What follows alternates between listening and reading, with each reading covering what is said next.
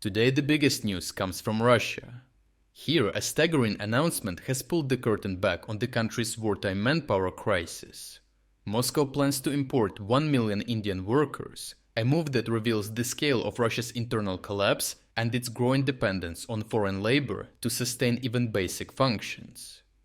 The announcement came from the Ural Chambers of Commerce and Industry, which revealed plans to bring in 1 million Indian laborers to fill vacancies left by Russians sent to the front. These workers are not being hired for skilled industry or reconstruction, but keep everyday systems running, a signal that Russia's domestic labor pool has been gutted by conscription. Framing this as a commercial initiative barely conceals its real function, covering for the massive depletion of able-bodied workers across the country.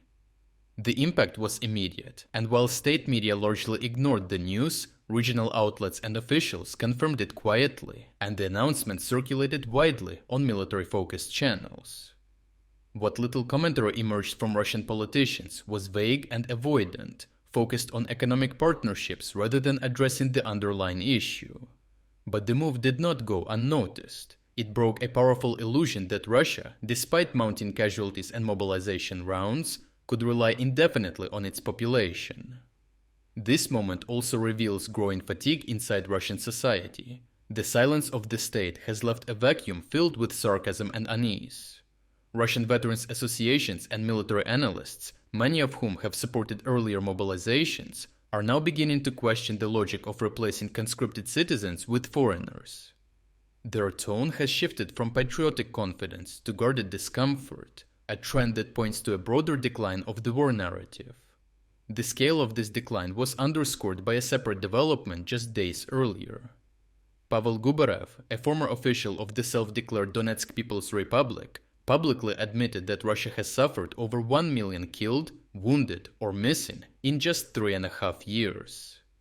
A million is not a small number, he said, a statement all the more notable because it came not through official channels, but during an informal interview that quickly spread online.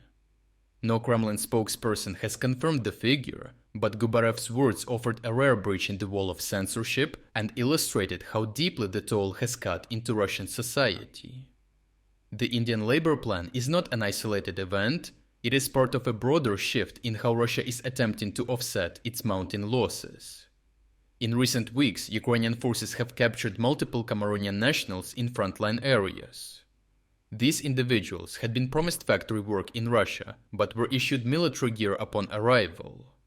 Their contracts promised just about 1 million rubles or $13,000, significantly less than Russian recruits, confirming that Moscow is sourcing expendable labor from abroad. Many appear unaware of their actual assignments until it is too late, and a similar pattern is emerging with Laos. According to Ukrainian intelligence, a contingent of Laotian engineering troops is being deployed to the Kursk region under the label of demining operations. But the same pattern, mass deployments of foreign military personnel, has already been seen in cases involving North Korea and other partners. Moscow appears to be rebranding foreign troop presence as humanitarian aid to skirt domestic sensitivities and international scrutiny. Russia's military reliance on imported labor is no longer a rumor or an isolated tactic, it is becoming an institutionalized strategy. In doing so, Moscow is quietly acknowledging what it cannot say openly, that the war has drained its population, that patriotic mobilization is no longer enough, and that without external manpower, even the home front may begin to falter. Overall, the decision to bring in 1 million Indian workers is not simply a logistical fix, it is a political rupture. Russia's war is now visibly outsourced, with foreign labor increasingly filling roles once held by Russian citizens.